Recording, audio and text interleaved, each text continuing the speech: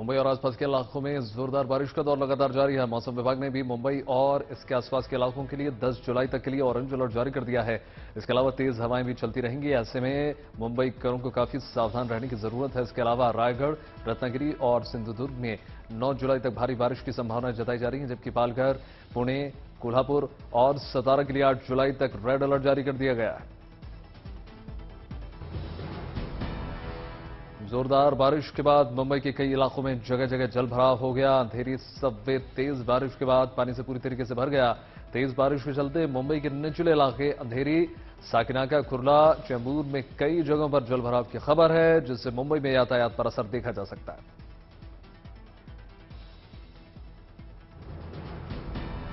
मुंबई में बारिश का असर ट्रैफिक पर भी देखा जा सकता है। कई इलाकों में पानी भरने की वजह से गाड़ियों की आवाजाही प्रभावित हो गई है। मुंबई की लाइफलाइन लोकल पर भी बारिश का प्रभाव साफ तौर पर देखा जा सकता है। कुछ सेक्शन पर ट्रेन भी देरी से चल रही है। खासकर सेंट्रल रेलवे पर असर साफ तौर पर देखा जा सकता है।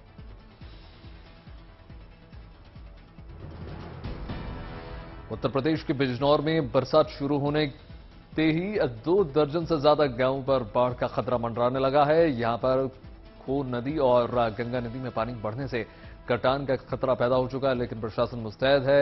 उसने गांव को कटान से बचाने की कोशिश शुरू कर दी है। ग्रामीणों को अब चिंता सताने लग गई कि उनके खून पसीने की मेहनत और तैयार की गई फसल गंगा के कटान की वजह से गंगा में समा न जाए। भारतीय कोस्ट गार्ड ने विशाल समुद्र की ताकतवर लहरों को बीच फंसे 22 लोगों को सकुशल बचा लिया है। रेस्क्यू के लिए पोरबंदर से भारतीय कोस्ट गार्ड के जहाजों और ALH ध्रुव को भेजा गया। मुश्किल हालात का सामना करते हुए भारतीय तटरक्षक बल ने अरब सागर में बड़े रेस्क्यू ऑपरेशन को अंजाम दिया और जहाज पर फंसे 20 भारतीय, 1 श्रीलंकाई और 1 पाकिस्तानी क्रू मेंबर को सही सलामत बचा लिया।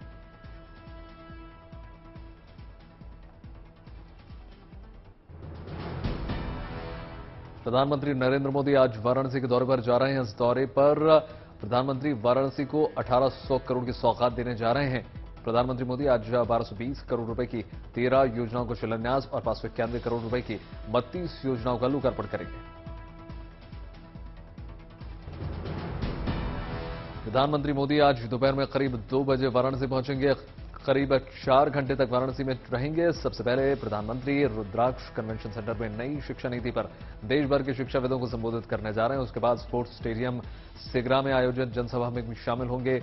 इसी रैली में प्रधानमंत्री योजनाओं को शिलान्यास और लोकार्पण करने जा रहे हैं। बनारस में प्रधानमंत्री LT कॉलेज में अक्षय पात्र फाउंडेशन की 62वीं किचन शुभारंभ करने जा रहे हैं। इस तरह प्रधानमंत्री के हाथों देश में पहली बार बच्चों को मिड डे मील के साथ साथ ब्रेकफास्ट देने का भी काम शुरू हो जाएगा। 3 एकड़ में यह फैला उत्तर भारत का सबसे बड़ा किचन है। इसके निर्माण में 24 करोड़ रुपए की लागत आई है। यहां पर 1 घंटे में 1 लाख रोटी तैयार हो जाएंगी। इसके साथ ही 2 घंटे में 1600 लीटर दाल और 40 मिनट में 135 किलो चावल बनाया जा सकेगा। यही नहीं, 2 घंटे में 1100 लीटर सब्जी भी तैयार हो जाएगी। 8 जुलाई से इस रसोई घर में 25,000 बच्चों की भोजन तैयार करने का काम शुरू हो जाएगा। 6 महीने बाद 1 लाख बच्चों के लिए खाना बनाने का टारगेट रखा गया। वाराणसी दौरे पर आ रहे प्रधानमंत्री जिन जिन परियोजनाओं का लोकार्पण करेंगे, उनमें से एक दुर्गाकुंड स्थित राजकीय वृद्धाश्रम में बना है ये दादी पोता थीम पार्क। इस पार्क में अनाथालय और वृद्धाश्रम दोनों एक साथ होंगे। बच्चों के लिए झूले, पालने के अलावा बुजुर्गों के लिए आरामदायक कुर्सियां यहां पर होंगी। यहां बैठकर बुजुर्ग महिलाएं अनाथ बच्चों को दुलार कर सकेंगी। इस थीम पर पार्क के लिए पीछे सोच यह है कि अनाथ बच्चों को दादी मां का प्यार मिल सकेगा, साथ ही अपनों से अलग रह रहे बुजुर्गों को अकेलापन फील नहीं होगा। गंगा किनारे चुनार के गुलाबी पत्थर से दशाश्वमेध भवन का आज प्रधानमंत्री नरेंद्र मोदी के हाथों लोकार्पण होने जा रहा है। दशाश्वमेध भवन में काशी की पौराणिकता के साथ साथ आधुनिकता का अद्भुत संगम भी देखने को मिलेगा। काशी आने वाले पर्यटकों के बैठने, खाने पीने से लेकर शॉपिंग तक का इंतजाम हो जाएगा। लेकिन इन तमाम सौगातों के बीच एक और चीज जिसकी सबसे ज्यादा चर्चा हो रही है, वो है बनारस में बना नया नाइट बाजार। इस नाइट बाजार का प्रधानमंत्री मोदी उद्घाटन करेंगे।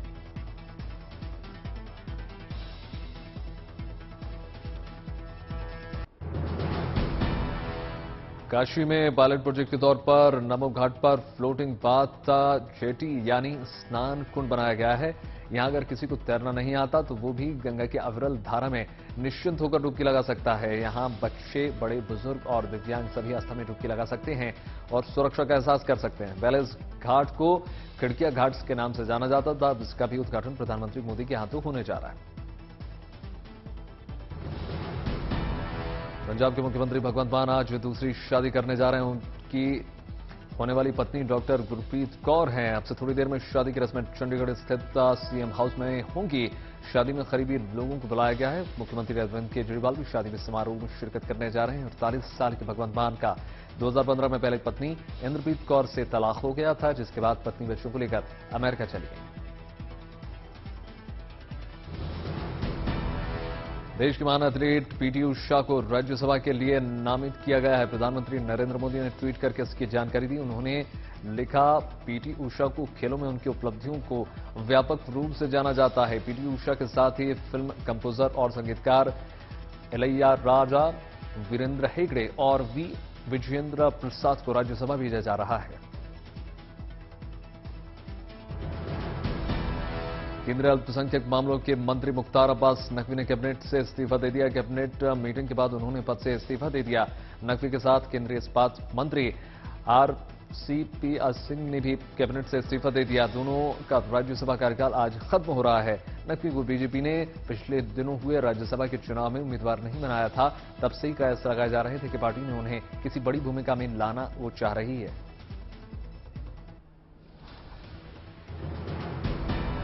फारूक अब्दुल्ला अपने नए बयान को लेकर विवाद में बने हुए हैं। उनका एक बयान सोशल मीडिया पर सुर्खियां बटोर रहा है, जिसमें एक पत्रकार उनसे केंद्र सरकार के हर घर तिरंगा अभियान के बारे में कुछ सवाल पूछते नजर आ रहे हैं, जिस पर फारूक अब्दुल्ला कश्मीर में जवाब देते हैं कि वो अपने घर में रखना। केंद्र सरकार ने आजादी के अमृत महोत्सव के तहत 15 अगस्त के दिन हर घर तिरंगा अभियान शुरू करने का फैसला किया है। इसके तहत लोगों को अपने घरों में तिरंगा फहराने के लिए प्रोत्साहित करने का निर्णय लिया गया है।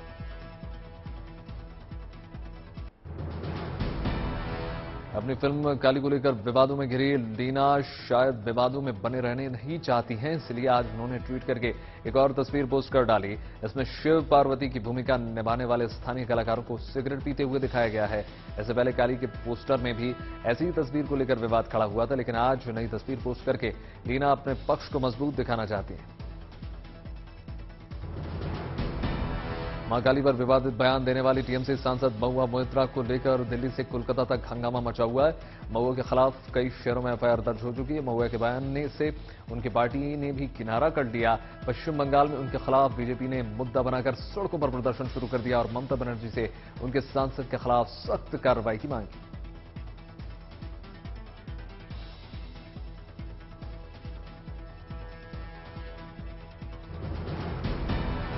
आरजेडी अध्यक्ष लालू प्रसाद यादव को इलाज के लिए पटना से दिल्ली लाया गया। देर रात एम्बुलेंस से उन्हें दिल्ली लाया गया। एयरपोर्ट से लालू यादव को सीधा एम्स ले जाया गया, जहां उन्हें भर्ती करवाया गया। एयर एम्बुलेंस में उनकी बड़ी बेटी मीसा भर्ती भी साथ थी। डॉक्टर्स की सलाह पर लालू प्रसाद यादव को दिल्ली लाया गया। गिरने से उन्हें 3 जगह पर फ्रैक्चर हुआ है। आज से राजस्थान के झुंझुनू में आरएसएस के प्रांत प्रचारकों का 3 दिन का सम्मेलन शुरू होने जा रहा है, जिसमें आरएसएस प्रमुख मोहन भागवत भी शामिल होने जा रहे हैं। इसमें 45 मंडलों के प्रचारक भी शामिल होंगे। संघ की इस बैठक को काफी महत्वपूर्ण माना जा रहा है, क्योंकि इसमें राजस्थान के ताजा हालात पर भी चर्चा होने की संभावनाएं जताई जा रही हैं। पश्चिम उत्तर दिल्ली के आप एमएलए अखिलेश त्रिपाठी के खिलाफ एफआईआर दर्ज की गई है। उन पर 2 लोगों की पिटाई करने का आरोप है। पुलिस के मुताबिक मॉडल टाउन के विधायक अखिलेश त्रिपाठी ने गुड्डू हलवाई और मुकेश बाबू के साथ मारपीट की, जिससे उन्हें गंभीर चोट आई है। दोनों को जहांगीरपुरी के बीजेआरएम अस्पताल में भर्ती करा दिया गया।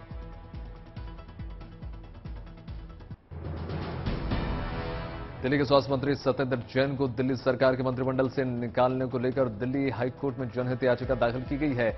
दिल्ली हाईकोर्ट आज इस याचिका पर सुनवाई करेगा। दिल्ली के स्वास्थ्य मंत्री Satyendra Jain money laundering case में आरोपी हैं और अभी न्यायिक हिरासत में हैं।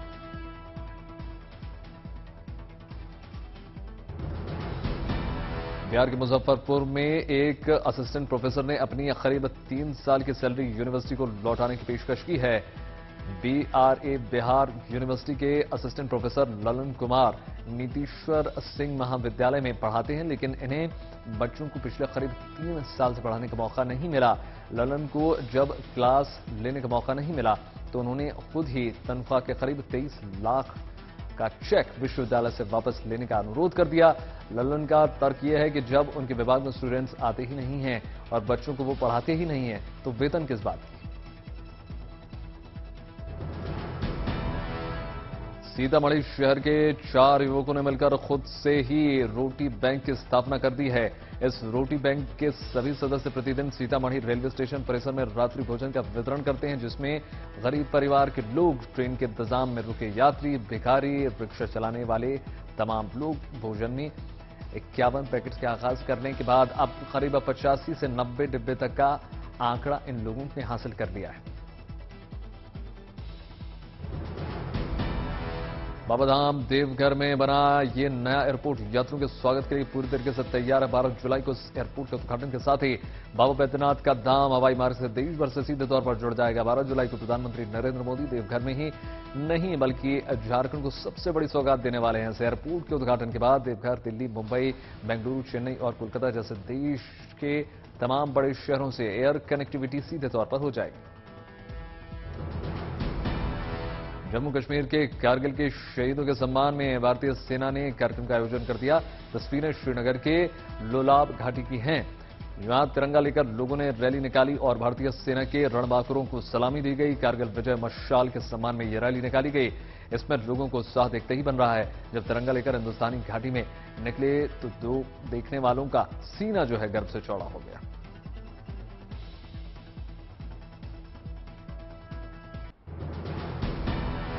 उत्तराखंड के मुख्यमंत्री धामी ने हर कांवड़िए से एक पौधा रोपण करने की अपील की है। अनुमान ये है कि साल उत्तराखंड में 4 करोड़ कांवड़ यात्री आएंगे। ऐसे में अगर हर कांवड़ यात्री एक पौधा लगाएगा तो 4 करोड़ पौधे लगाने का रिकॉर्ड बन जाएगा। धामी ने उम्मीद जताई है कि ऐसा करके कांवड़िए एक नया वर्ल्ड रिकॉर्ड भी बना सकते हैं। धामी ने अधिकारियों को निर्देश देते हुए कह दिया कि इस मामले को गंभीरता से काम करें ताकि पर्यावरण में भी लाभ मिल सके। अरुणाचल प्रदेश की राजधानी ईटानगर में अनोखे कृषि त्योहार का अनोखा आयोजन किया गया। इस एग्रीकल्चर फेस्टिवल का मकसद ये है कि दुनिया को सूखे और भुखमरी से बचाया जाए। ये फेस्टिवल हर साल अरुणाचल की आपातानी समुदाय मनाता है और भगवान से प्रार्थना करता है कि दुनिया के किसी भी हिस्से में सूखा ना पड़े और लोगों को अन्न की कमी कभी ना हो।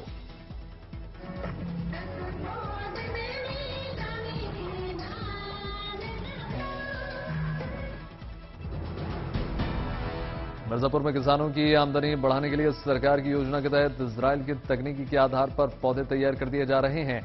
कोन विकास खंड के पटेहरा कला गांव में बनी नर्सरी किसानों के लिए वरदान साबित होती हुई नजर आ रही है। यहां सिर्फ 1 रुपए में फलदार और सब्जी के स्वास्थ्य पौधे लगाने को मिल रहे हैं। गुजरात टेक्नोलॉजिकल यूनिवर्सिटी इन दिनों गुजरात में काफी चर्चा में बनी हुई है। चर्चा यहां होने वाले विषय की पढ़ाई को लेकर है।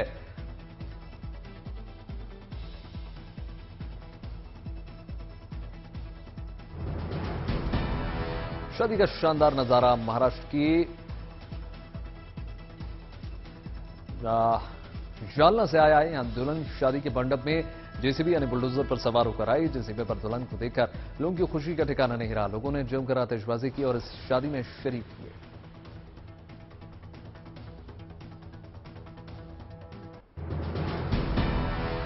महेंद्र सिंह धोनी भले ही अब टीम इंडिया में नहीं है, लेकिन टीम इंडिया का ये पूर्व कप्तान अपने ही फैंस के दिलों में उनकी इज्जत बरकरार है। यही वजह है कि उनके फैंस ने आज उनका बर्थडे मनाने की जोरदार तैयारी कर रखी है। टीम इंडिया के सबसे सफल कप्तानों में से एक महेंद्र सिंह धोनी वैसे तो इन दिनों अपने परिवार के साथ लंदन में हैं और वे अपना बर्थडे वहां सेलिब्रेट कर रहे हैं, लेकिन फैंस ने उन्हें अपने ही अंदाज में बधाइयां दी। आज से भारत और इंग्लैंड के बीच 3 T20 मैचेस की सीरीज होने जा रही है। सीरीज का पहला मुकाबला आज द रूस बाउल साउथहैम्पटन में खेला जाएगा। भारतीय समय के मुताबिक ये मैच रात 10:30 बजे शुरू हो जाएगा। एजबेस्टन टेस्ट में हार के बाद टीम इंडिया T20 में जीत के साथ शुरुआत करना चाहेगी। रेगुलर कैप्टन रोहित शर्मा की वापसी हो चुकी है।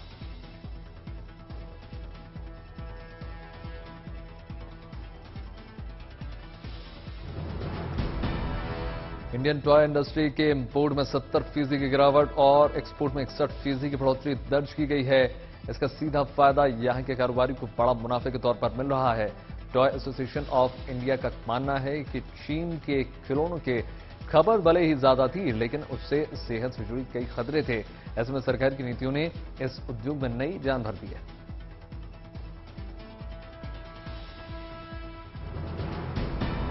पिछले एक सप्ताह में खाद्य तेल के ग्लोबल मार्केट की कीमतों में 10% की गिरावट आई है, जिसका फायदा आम लोगों को नहीं मिल रहा है। अब सरकार का कहना है कि इस गिरावट का लाभ उपभोक्ताओं को दिया जाना चाहिए और यही वजह है कि कंपनियों से एमआरपी कम करने के लिए कह दिया गया है। भारत अपने खाने वाले तेल की जरूरत का 60% से ज्यादा आयात करता है।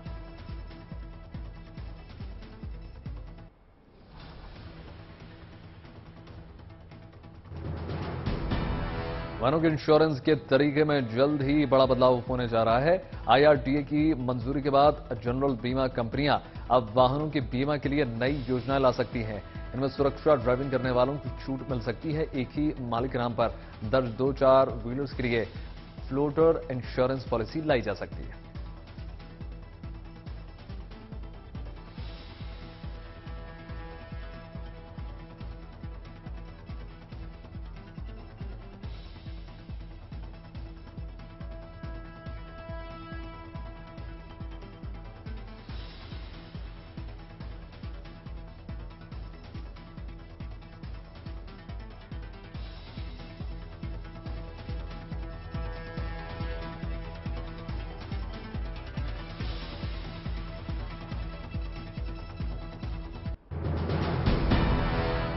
अजमेर दरगाह के सीओ संदीप सारस्वत पर गाज गिर गई। संदीप को लाइन हाजिर कर दिया गया है।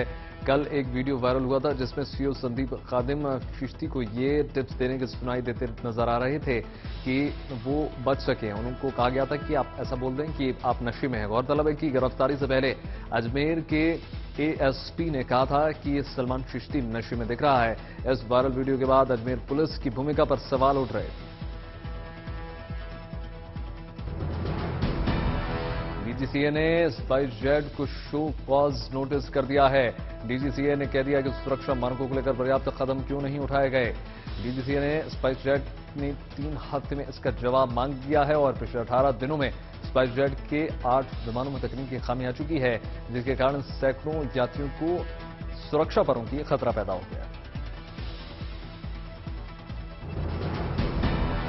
केंद्र सरकार प्रयागराज जंक्शन का कायाकल्प करने जा रही है। इसके बाद प्रयागराज जंक्शन एयरपोर्ट जैसी सुविधाओं से लैस हो जाएगा। 850 करोड़ रुपए की लागत से इस काम को किया जाएगा। वर्ल्ड क्लास सुविधाओं से लैस यह स्टेशन अपने आप में एक मिसाल बनेगा।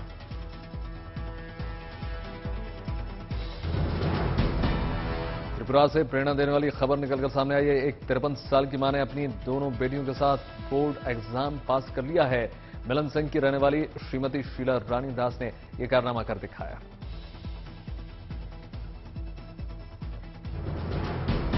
महंगाई का असर गरीबों पर भी दिखने लगा है। लखनऊ जिले में जिन भी लोगों को उज्ज्वला योजना के तहत गैस के सिलेंडर दिए गए थे, वो अब सिलेंडर से तौबा करते हुए नजर आ रहे हैं। अब वो गैस सिलेंडर का प्रयोग नहीं कर रहे हैं।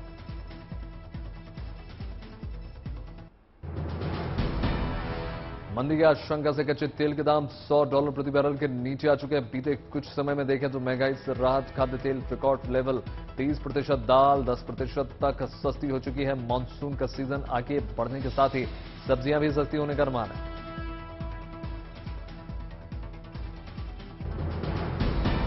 बीते 5 साल में घरेलू रसोई सिलेंडर की कीमत 2 गुना हो चुकी है, लेकिन इस दौरान आम आदमी की कमाई में 20% की गिरावट आई है। इस दौरान रिटेल महंगाई दर 1.5 गुना बढ़ चुकी है और पेट्रोल डीजल की कीमतों में भी बढ़ोतरी हुई है। इसके अलावा छोटी बचत योजनाओं पर मिलने वाला ब्याज भी घट चुका है।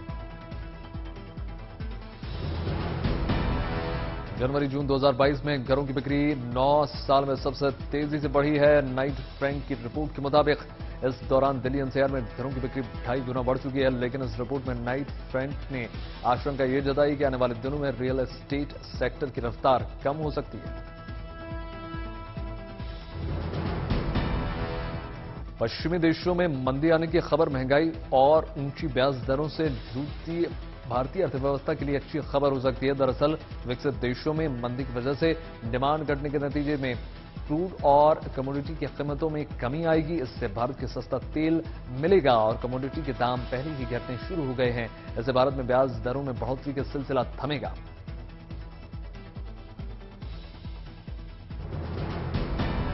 ईडी ने दावा कर दिया है कि चीनी फंडिंग से चल रही कई फिनटेक कंपनियां और एनबीएफसी ने 940 करोड़ रुपए की आपराधिक कमाई की है।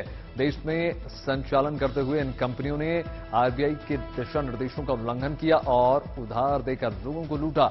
ईडी ने दावा कर दिया कि ये कंपनियां कुछ चीनी और हांगकांग के लोगों के इशारों पर काम कर रही थी।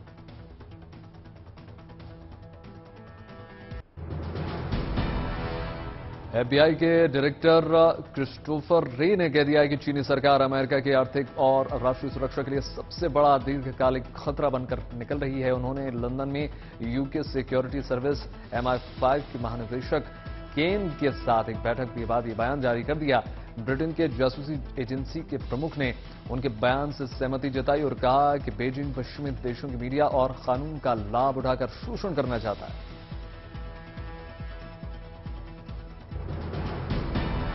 शिकागो के इलिनॉयस परेड पर गोली चलाने वाले आरोपी रॉबर्ट क्रिमो को कोर्ट में पेश किया गया, जहां पुलिस ने कहा कि इस घटना को अंजाम देने के बाद क्रिमो एक और हमले की तैयारी में था, लेकिन वो पकड़ लिया गया। उस पर 7 लोगों की हत्या का आरोप है।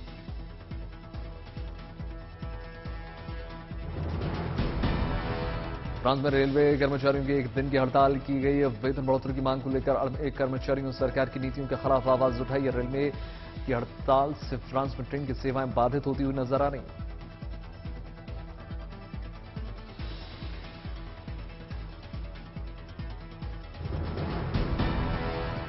उत्तरी मैसेडोनिया और बुल्गारिया के बीच भाषा को लेकर चल रहे विवाद को सुलझाने के फ्रांसीसी प्रस्ताव का जोरदार विरोध हो रहा है।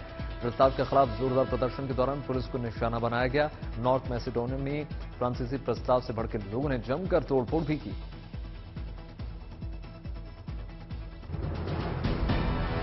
स्पेन में बुल रेसिंग फेस्टिवल की शुरुआत हो चुकी है। कोरोना महामारी के बाद यह पहली बार है जब एक बार फिर से स्पेन के इस पारंपरिक और बड़े फेस्टिवल का आयोजन हुआ। कई महीनों के बाद आयोजित हुए इस त्योहार को देखने के लिए दूर दूर से लोग एकत्रित हुए। 8 दिनों तक चलने वाले इस त्योहार में सांडों की कुल 8 दौड़ शामिल हैं। बताया जा रहा है कि 800 मीटर लंबी इस दौड़ में एक दो नहीं बल्कि कई सांड और उनके मालिक हिस्सा लेंगे। पिछले कई वर्षों से विवादों में चल रहा फेस्टिवल इस बार भी पशु प्रेमियों के निशाने पर रहा।